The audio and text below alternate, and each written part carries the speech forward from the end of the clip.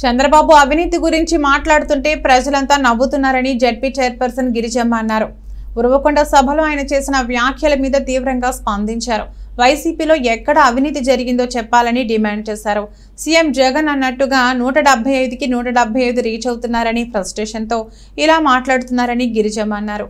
అభివృద్ధి ఎక్కడ జరిగిందో టీడీపీ నాయకులు ఒక్కసారి రాష్ట్రంలో ఏ పంచాయతీకైనా వచ్చి చూడాలని హితవు పలికారు.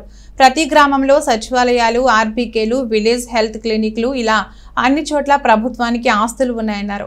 వాటి ద్వారా ప్రజలకు అవినీతి పాలన అందిస్తున్నారన్నారు.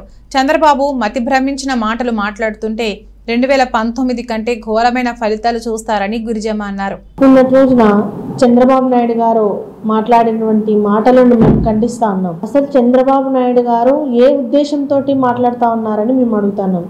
చంద్రబాబు నాయుడు అభివృద్ధి గురించి మాట్లాడేది, అవినీతి గురించి మాట్లాడేది అని మేము ప్రశ్నిస్తూ ఉన్నాం. చంద్రబాబు నాయుడు గారు 14 సంవత్సరాలు ముఖ్యమంత్రిగా ఉన్నప్పుడు చంద్రబాబు నాయుడు గారు చేసిన అవినీతి గల్లీ నుంచి ఢిల్లీ దాకా ప్రతి ఒక్కరికి తెలిసిన విషయం అనేది వాస్తవంగా గుర్తుంచుకోవాలి. చంద్రబాబు నాయుడు గారు ఈరోజు రాష్ట్రంలో, ఆంధ్ర రాష్ట్రంలో అవినీతి చేస్తూ ఉన్నారు, ఎమ్మెల్యేలు చేస్తూ ఉన్నారు, ఎంపీలు చేస్తూ ఉన్నారు, స్థానిక ప్రజాప్రతినిధులు, జడ్పీ చైర్మన్లు చేస్తూ ఉన్నారు అనేది అవాస్తవము. చంద్రబాబు నాయుడు గారికి ఆయన ఒక భయకంపితులకి గురై ఆ విధంగా మాట్లాడుతూ ఉన్నారు. ఎందుకంటే ఈరోజు ఆంధ్ర రాష్ట్రంలో జగనన్నకు ప్రజలు సంపూర్ణ మద్దతు తెలుపుతున్నారు. ఎక్కడికి వెళ్ళినా కూడా ఘన స్వాగతాలు పలుకుతూ ఉన్నారు.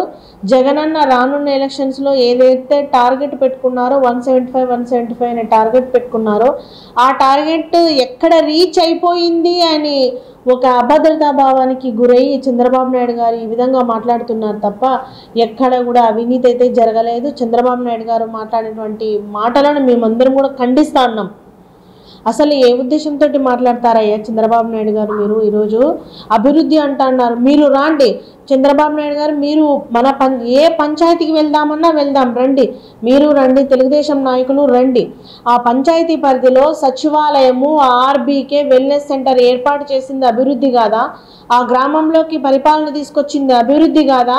లక్షల రూపాయలు వెచ్చించి అక్కడ సచివాలయాన్ని ఏర్పాటు చేసి, ఆర్బీకేని ఏర్పాటు చేసి, హెల్త్ సెంటర్ ఏర్పాటు చేసి ప్రజలకు సుపరిపాలనమైనటువంటి పరిపాలన అందిస్తూ ఉంటే దాన్ని మీరు ప్రశ్నిస్తారా?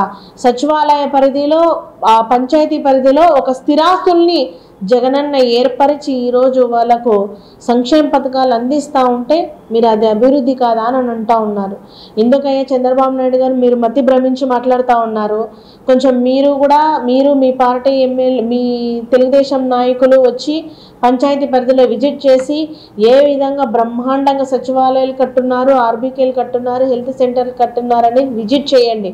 ఆ సచివాలయానికి ఎన్ని కోట్ల రూపాయలు వచ్చింది అనేది కూడా మేము సచివాలయం బయట అది బోర్డు అనేది డిస్ప్లే చేసాం. ఏ సచివాలయం పరిధిలోకి వెళ్తాదో వెళ్ళి ఒకసారి అక్కడ సచివాలయానికి వెళ్ళి విజిట్ చేసి అక్కడ డిస్ప్లేలో చూసి తెలుస్తుంది ఏం అభివృద్ధి జరిగింది, పేద మధ్యతరగతి కుటుంబాలకు ఏ విధంగా ఆర్థిక చేయూత అందింది అనేది కళ్ళకు కట్టినట్టుగా కూడా కనపడేస్తుందని కూడా మేము ఈ సందర్భంగా తెలియజేస్తా ఉన్నాము. ప్రతి ఒక్కటి కూడా అక్కడ మెన్షన్ చేసి సచివాలయం బయట డిస్ప్లే చేయడం జరిగింది.